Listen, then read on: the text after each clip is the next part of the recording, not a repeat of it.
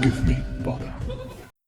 Chapter 1 of Russian Fairy Tales by William Ralston Shedden Ralston. Part 5. The Russian peasant is by no means deficient in humor, a fact of which the skazkas offer abundant evidence. But it is not easy to find stories which can be quoted at full length as illustrations of that humor. The jokes which form the themes of the Russian facetious tales are for the most part common to all Europe, and a similar assertion may be made with regard to the stories of most lands. An unfamiliar joke is but rarely to be discovered in the lower strata of fiction. He who has read the folk tales of one country is apt to attribute its inhabitants to a comic originality to which they can lay no claim. And so a Russian who knows the stories of his own land, but has not studied those of other countries, is very liable to credit the skazkas with the undivided possession of a number of merry jests, in which they can claim but a very small share, jests which in reality form the stock in trade of rustic wags among the vineyards of France or Germany, or in the hills of Greece, or beside the fjords of Norway, or along the coast of Brittany or Argyllshire, which for centuries have sent beards wagging in Cairo, in Isfahan, and in the cool of the evening hour, have cheered the heart of the villager, weary with his day's toil under the burning sun of India. It is only when the joke hinges upon something which is peculiar to a people that it is likely to be found among that people only. But most of the Russian jests turn upon pivots which are familiar to all the world, and have for their themes such commonplace topics as the incorrigible folly of man, the inflexible obstinacy of woman. And in their treatments of these subjects they offer very few novel features. It is strange how far a story of this kind may travel, and yet how little alteration it may undergo. Take, for instance, the skits against women, which are so universally popular. Far away in outlying districts of Russia, we find the same time-honored quips which have so long figured in collections of English facetiae. There is the good old story, for instance, of the dispute between a husband and wife as to whether a certain rope has been cut with a knife or with scissors, resulting in the murder of the scissors-upholding wife, who is pitched into the river by her knife-advocating husband, but not before she has, in her very death agony, testified to her belief in the scissors hypothesis by a movement of her fingers above the surface of the stream. In a Russian form of the story, told in the government of Astrakhan, the quarrel is about the husband's beard. He says he has shaved it. His wife declares he has only cut it off. He flings her into a deep pool and calls to her to say, "Shaved." Utterance is impossible to her, but she lifts one hand above the water and by means of two fingers makes the signs to show that it was cut. The story has even settled into a proverb. Of a contradictory woman, the Russian peasants affirm that, if you say shaved, she'll say cut. In the same way, another story shows us, in Russian garb, our old friend the widower, who, when looking for his drowned wife, a woman of a very antagonistic disposition, went up the river instead of down, saying to his astonished companions, "She always did everything contrariwise, so now no doubt she's gone against the stream." A common story again is that of the husband who, having confided a secret to his wife which he justly fears she will reveal, throws discredit on her evidence about things in general by making her believe various absurd stories which she hastens to repeat. The final paragraph of one of the variants of this time-honored jest concludes as it does, by way of sting, with a highly popular Russian saw. The wife has gone to the senior of the village and accused her husband of having found a treasure and kept it for his own use. The charge is true, but the wife is induced to talk such nonsense, and the husband complains so bitterly of her, that the senior pitied the mujik for being so unfortunate, so he set him at liberty, and he had him divorced from his wife and married to another, a young and good-looking one. Then the mujik immediately dug up his treasure and began living in the best manner possible. Sure enough, the proverb doesn't say without reason, women have long hair and short wits. There is another story of this class which is worthy of being mentioned, as it illustrates a custom of which the Russians differ from some other peoples. A certain man had married a wife who was so capricious that there was no living with her. After trying all sorts of devices, her dejected husband at last asked her how she had been brought up, and learned that she had received an education almost entirely German and French, with scarcely any Russian in it. She had not even been wrapped in swaddling clothes when a baby, nor swung in a lulka. Thereupon her husband determined to remedy the shortcomings of her early education, and whenever she showed herself capricious or took to squalling, he immediately had her swaddled and placed in a lulka, and began swinging her to and fro. By the end of a half year she became quite silky. All her caprices had been swung out of her. But instead of giving mere extracts from any more of the numerous stories to which the fruitful subject of woman's caprice has given rise, we will quote a couple of such tales at length. The first is the Russian variant of a story which has a long family tree, with ramifications extending over a great part of the world.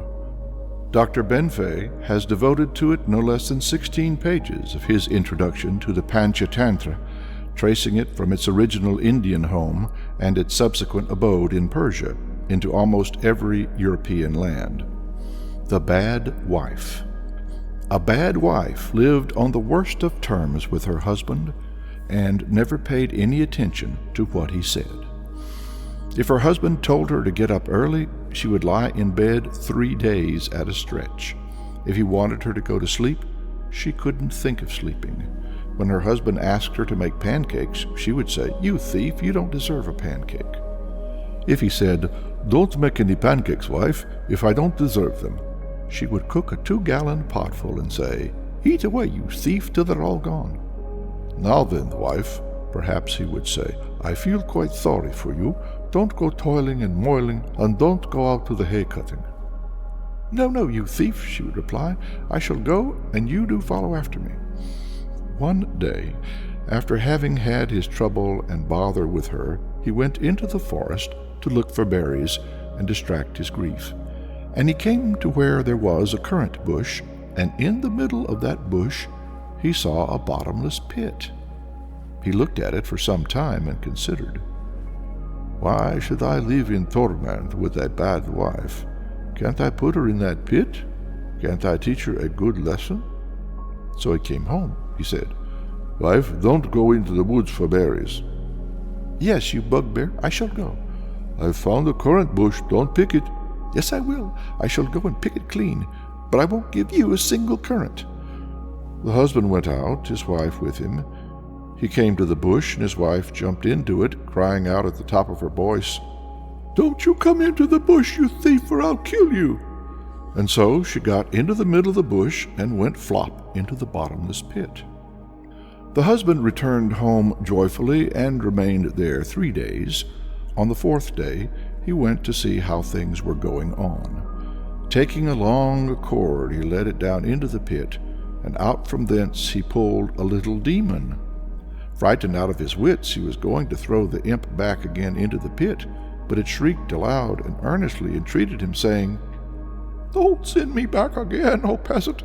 Let me go out into the world. A bad wife has come and absolutely devoured us all, pinching us and biting us. We're utterly worn out with it. I'll do you a good turn, if you will."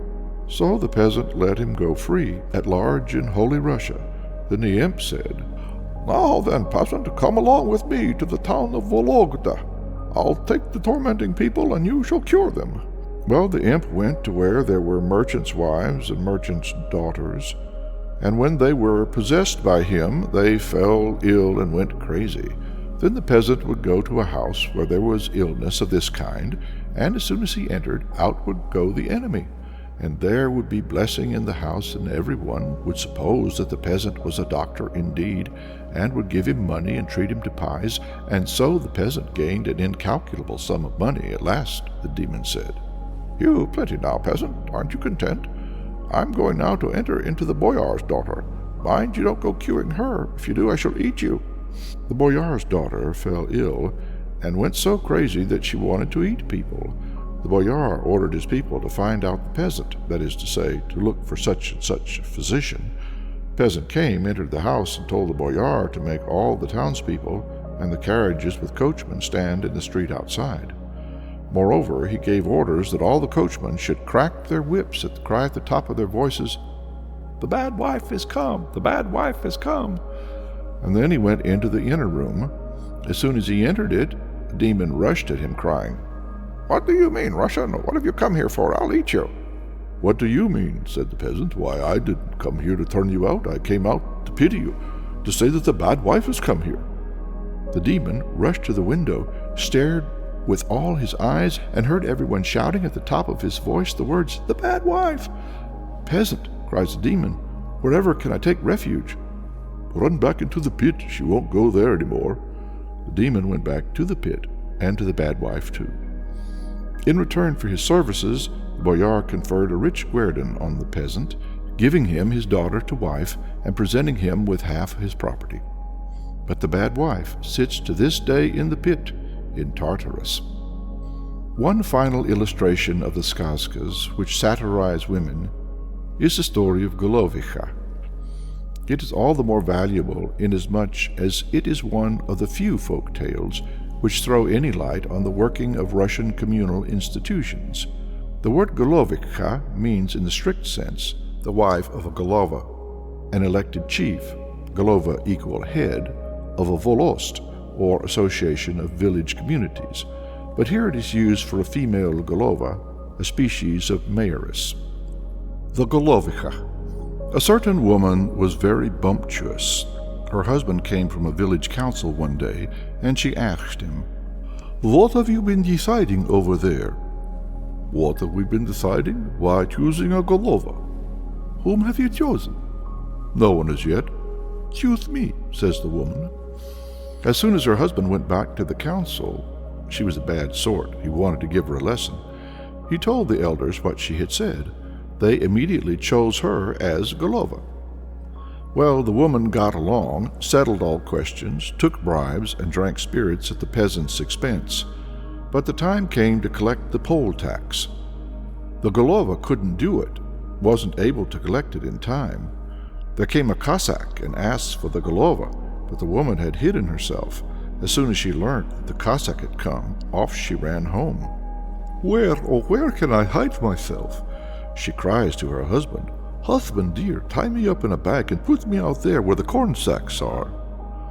Now there were 5 sacks of corn seed outside, so her husband tied up the Golova and set her in the midst of them. Up came the Cossack and said, "Oh, so the Golova's in hiding."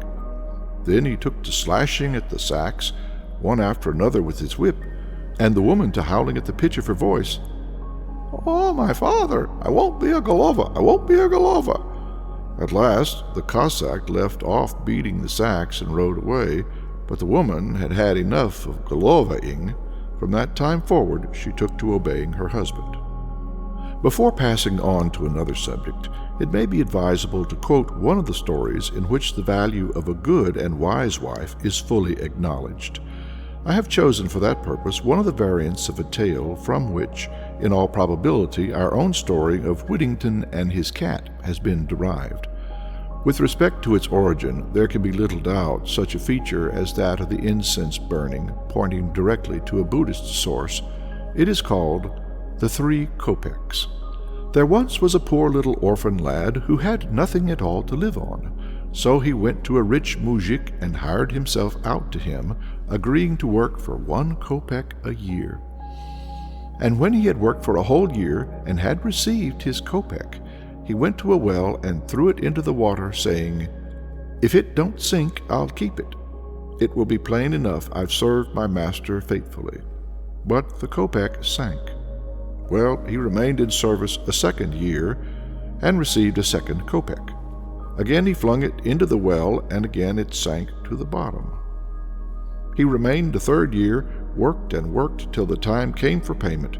Then his master gave him a ruble. "No," says the orphan, "I don't want your money, give me my kopek." He got his kopek and flung it into the well. Lo and behold, there were all 3 kopecks floating on the surface of the water. So he took them and went into the town. Now as he went along the street, it happened that some small boys had got hold of a kitten and were tormenting it, and he felt sorry for it, and said, "Let me have that kitten, my boys." "Yes, we'll sell it to you." "What do you want for it?" 3 kopecks. Well, the orphan bought the kitten, and afterwards hired himself to a merchant to sit in his shop. The merchant's business began to prosper wonderfully. He couldn't supply goods fast enough. Purchasers carried off everything in a twinkling. The merchant got ready to go to sea, freighted a ship, and said to the orphan, "Give me your cat. Maybe it will catch mice on board and amuse me." "Pray take it, master. Only if you lose it, I shan't let you off cheap." The merchant arrived in a far-off land and put up at an inn. The landlord saw that he had a great deal of money, so he gave him a bedroom which was infested by countless swarms of rats and mice, saying to himself, "If they should happen to eat him up, his money will belong to me." For in that country they knew nothing about cats, and the rats and mice had completely got the upper hand. Well, the merchant took the cat with him to his room and went to bed. Next morning the landlord came into the room. There was the merchant alive and well, holding the cat in his arms and stroking its fur. The cat was purring away, singing its song, and on the floor lay a perfect heap of dead rats and mice. "Master merchant, sell me that beastie," says the landlord. "Certainly." "What do you want for it?" "A mere trifle. I'll make the beastie stand on its hind legs while I hold him up by his forelegs, and you shall pile gold pieces around him so as just to hide him. I shall be content with that." The landlord agreed to the bargain. The merchant gave him the cat, received a sack full of gold, and as soon as he had settled his affairs, started on his way back. As he sailed across the seas, he thought, "Why should I give the gold to that orphan? Such a lot of money in return for a mere cat. That would be too much of a good thing. No, much better keep it myself." The moment he had made up his mind to sin, all of a sudden there arose a storm, such a tremendous one, the ship was on the point of sinking. "Oh, accursed one that I am! I have been longing for what doesn't belong to me. Oh, Lord, forgive me, a sinner. I won't keep back a single kopeck." The moment the merchant began praying, the winds were stilled, the sea became calm, and the ship went sailing on prosperously to the quay. "Hail, master," says the orphan, "but where's my cat?" "I've sold it," answers the merchant. "There's your money. Take it in full." The orphan received the sack of gold, took leave of the merchant, and went to the strand, where the shipmen were. From them he obtained a shipload of incense in exchange for his gold, and he strewed the incense along the strand and burned it in honor of God. The sweet savor spread all through the land, and suddenly an old man appeared, and he said to the orphan, "Which desirest thou, riches or a good wife?" "I know not, old man." "Well then, go afield. 3 brothers are plowing over there. Ask them to tell thee." The orphan went afield. He looked and saw peasants tilling the soil. "God lend you aid," says he. "Thanks, good man," they said. "What dost thou want?" "An old man sent me here and told me to ask you, which of the 2 shall I wish for, riches or a good wife?" "Ask our elder brother. He's sitting in that cart there." The orphan went to the cart and saw a little boy, one that seemed about 3 years old. "Can this be their elder brother?" thought he. However, he asked him, "Which dost thou tell me to choose, riches or a good wife?" "Choose the good wife." So the orphan returned to the old man. "I am told to ask for the wife," says he. "That's right," said the old man, and disappeared from sight. The orphan looked round. By his side stood a beautiful woman. "Hail, good youth," says she. "I am thy wife. Let us go and seek a place where we may live." End of Part 5. Recording by Kevin Davidson. www.blogordie.com. Chapter 1 of Russian Fairy Tales by William Ralston Shedden Ralston. Part 6. One of the sins to which the popular tale shows itself most hostile is that of avarice. The folk tales of all lands delight to gird at misers and skinflints, to place them in unpleasant positions, and to gloat over the sufferings which attend their death and embitter their ghostly existence. As a specimen of the manner in which the humor of the Russian peasant has manipulated the stories of this class, most of which probably reached him from the East, we may take the following tale of The Miser. There once was a rich merchant named Marco. A stingier fellow never lived. One day he went out for a stroll. As he went along the road, he saw a beggar, an old man, who sat there asking for alms. "Please to give, O ye Orthodox, for Christ's sake." Marco the rich passed by. Just at that time there came up behind him a poor mujik, who felt sorry for the beggar and gave him a kopeck. The rich man seemed to feel ashamed, for he stopped and said to the mujik, "Hark ye, neighbor, lend me a kopeck. I want to give that poor man something, for I've no small change." The mujik gave him one, and asked when he should come for his money. "Come tomorrow," was the reply. Well, next day the poor man went to the rich man's to get his kopeck. He entered his spacious courtyard and asked, "Is Marco the rich at home?" "Yes, what do you want?" replied Marco. "I've come for my kopeck." "Ah, bother, come again. Really, I've no change just now." The poor man made his bow and went away. "I'll come tomorrow," said he. On the morrow he came again, but it was just the same story as before. "I haven't a single copper. If you like to change me a note for 100. No? Well, then come again in a fortnight." At the end of the fortnight the poor man came again, but Marco the rich saw him from the window and said to his wife, "Hark ye, wife, I'll strip myself naked and lie down under the holy pictures. Cover me up with a cloth and sit down and cry, just as you would over a corpse. When the mujik comes for his money, tell him I died this morning." Well, the wife did everything exactly as her husband directed her. While she was sitting there, drowned in bitter tears, the mujik came into the room. "What do you want?" she says. "The money Marco the rich owes me," answered the poor man. "Ah, mujik, Marco the rich has wished us farewell. He's only just dead." "The kingdom of heaven be his. If you'll allow me, mistress, in return for my kopeck, I'll do him a last service. Just give his mortal remains a wash." So saying, he laid hold of a pot full of boiling water, and began pouring its scalding contents over Marco the rich.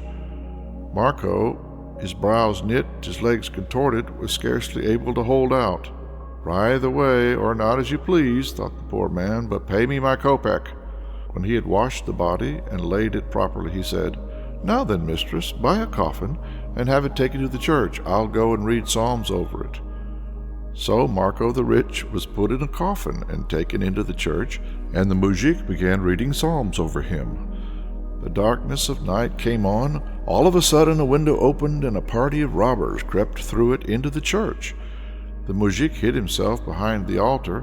As soon as the robbers had come in, they began dividing their booty, and after everything else was shared, there remained over and above a golden saber.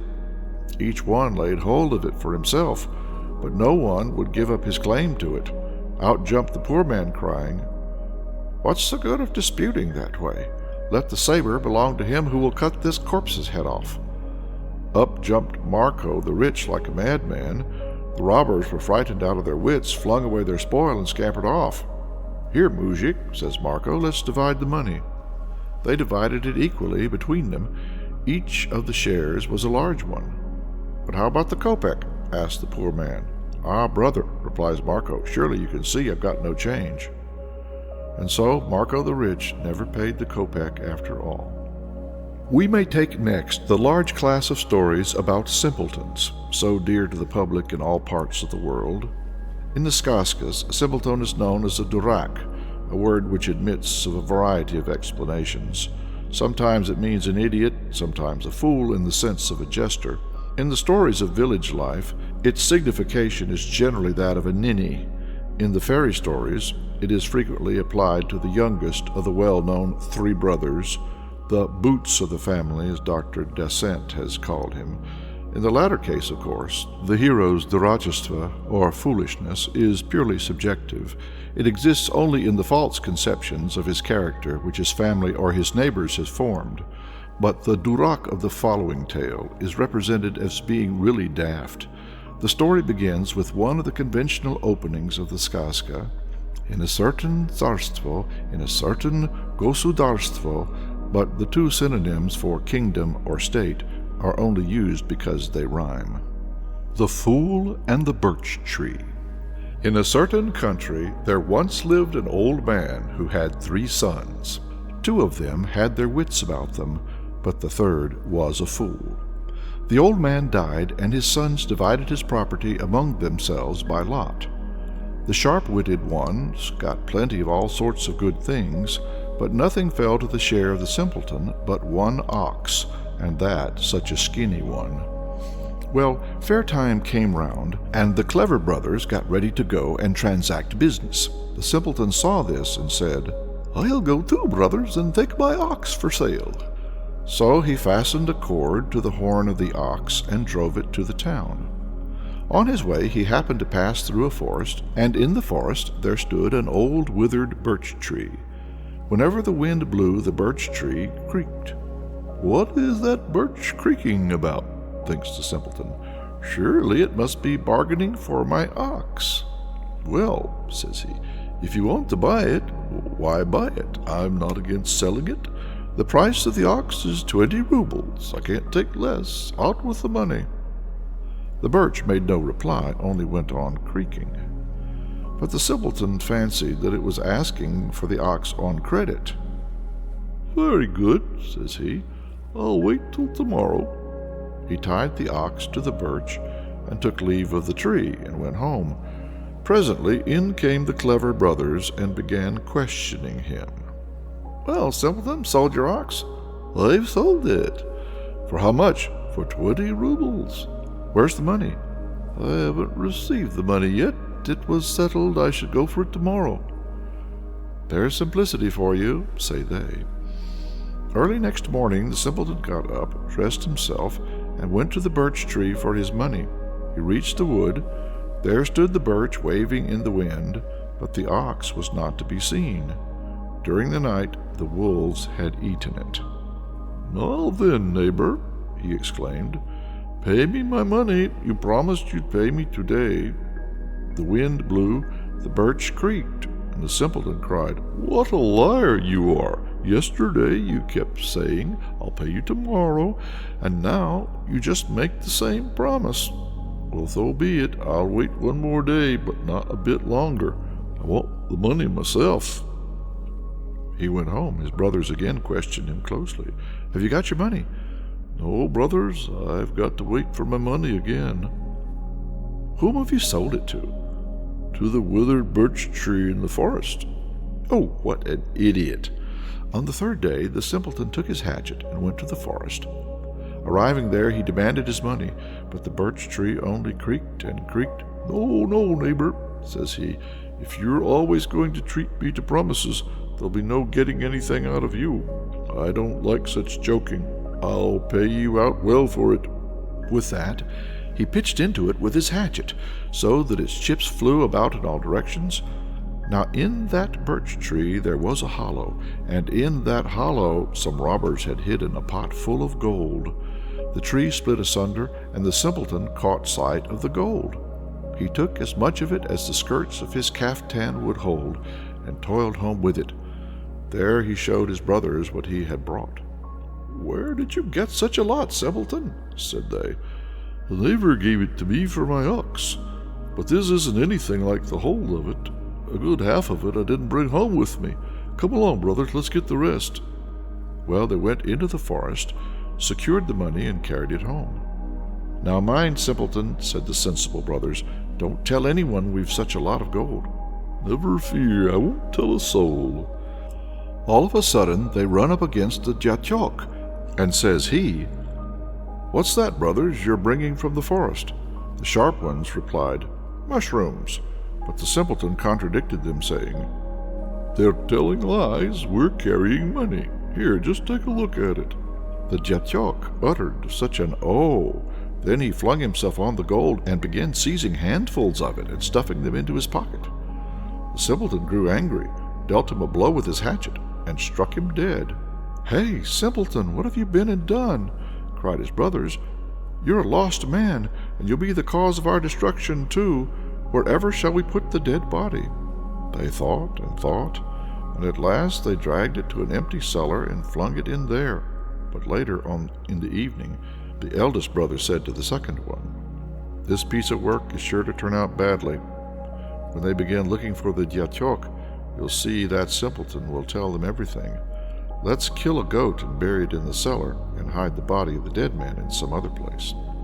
Well, they waited till the dead of night. Then they killed a goat and flung it into the cellar. But they carried the Diachok to another place, and there hid him in the ground. Several days passed, and then people began looking everywhere for the Diachok, asking everyone about him. "What do you want him for?" said the simpleton when he was asked. "I killed him some time ago with my hatchet, and my brothers carried him into the cellar."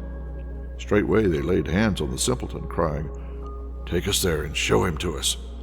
The simpleton went down to the cellar, got hold of the goat's head, and asked, "Was your Diachok dark-haired?" "He was." "And had he a beard?" "Yes, he had a beard." "And horns?" "What horns are you talking about, simpleton?" "Well, see for yourself," said he, tossing up the head to them. They looked, saw it was a goat's, spat in the simpleton's face, and went their ways home. One of the most popular simpleton tales in the world is that of fond parents who harrow their feelings by conjuring up the misfortunes which may possibly await their as yet unborn grandchildren. In Scotland it is told, in a slightly different form, of two old maids who were once found bathed in tears, and who were obliged to confess that they had been daydreaming and supposing, if they had been married, and one had had a boy and the other a girl, and if the children, when they grew up, had married and had had a little child, and if it had tumbled out of the window and been killed, what a dreadful thing it would have been. At which terrible idea they both gave way to not unnatural tears. In one of its Russian forms, it is told of the old parents of a boy named Lutonya, who weep over the hypothetical death of an imaginary grandchild, thinking how sad it would have been if a log which the old woman has dropped had killed that yet merely potential infant. The parent's grief appears to Lutonya so uncalled for that he leaves home, declaring that he will not return until he has found people more foolish than they. He travels long and far, and witnesses several foolish doings, most of which are familiar to us. In one place a cow is being hoisted onto a roof in order that it may eat the grass growing thereon. In another, a horse is being inserted into its collar by sheer force. In a third, a woman is fetching milk from the cellar, a spoonful at a time. But the story comes to an end before its hero has discovered the surpassing stupidity of which he is in quest. In another Russian story of a similar nature, Lutonya goes from home in search of someone more foolish than his mother, who has been tricked by a cunning sharper. First he finds carpenters attempting to stretch a beam, which is not long enough, and earns their gratitude by showing them how to add a piece to it. Then he comes to a place where sickles are unknown, and harvesters are in the habit of biting off the ears of corn. So he makes a sickle for them, thrusts it into a sheaf, and leaves it there. They take it for a monstrous worm, tie a cord to it, and drag it away to the bank of the river. There they fasten one of their number to a log and set him afloat, giving him the end of the cord in order that he may drag the worm after him into the water. The log turns over, and the mujik with it, so that his head is under water while his legs appear above it. "Why, brother," they call to him from the bank, "why are you so particular about your leggings? If they do get wet, you can dry them by the fire." But he makes no reply, only drowns.